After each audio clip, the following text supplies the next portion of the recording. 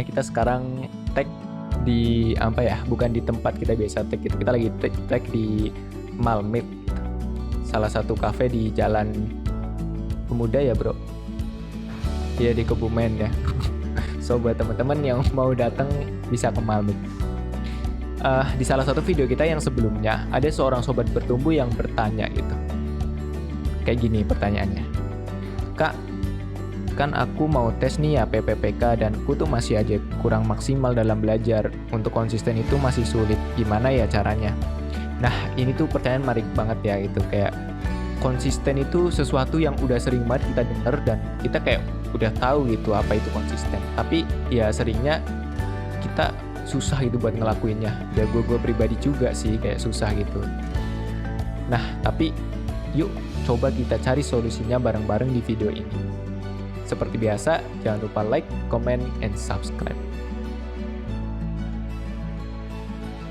Kalau ngomongin soal konsisten, sebenarnya nggak jauh-jauh dari yang namanya self-control atau pengendalian diri.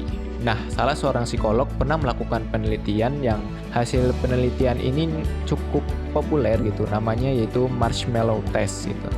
Jadi penelitian ini diujikan dengan subjek berupa anak-anak gitu. Jadi anak-anak ditaruh di satu ruangan, duduk di kursi, kemudian ada satu meja yang di meja itu diletakin satu buah marshmallow.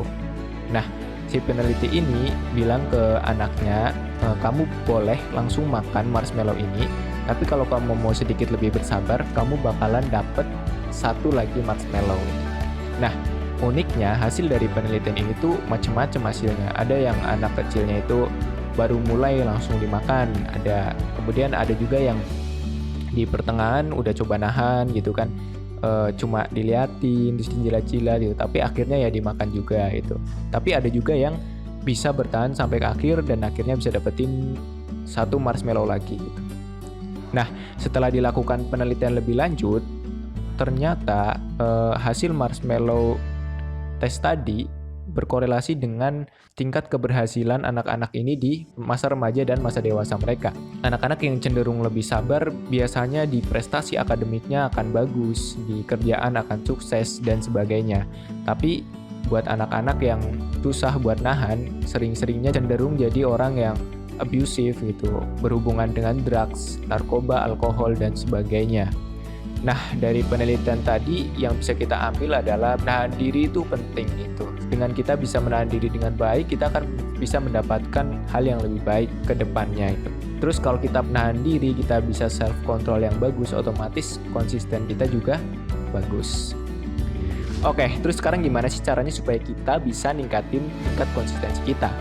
Nah, yang pertama yang bisa lo lakuin adalah buat atau tentukan komitmen yang mantap gitu. Komitmen yang spesifik, jelas, bisa diukur, dan bisa lu capai gitu.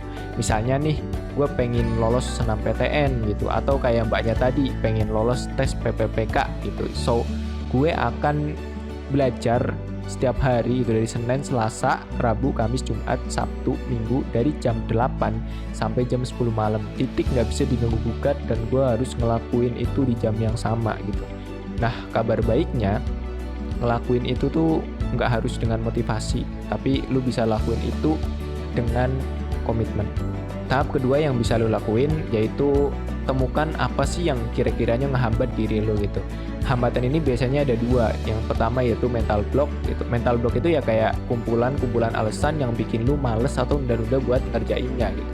Misalnya nih, gue kepengen belajar gitu, tapi bosen gitu suasana belajarnya gitu-gitu aja gitu. Ya udah tinggal lu cari aja suasana belajar yang baru gitu, kayak pergi ke kafe atau outdoor gitu atau dimanapun. Intinya sih soal mental block ini ya cari apa yang bikin lu males, terus coba lu cari solusinya.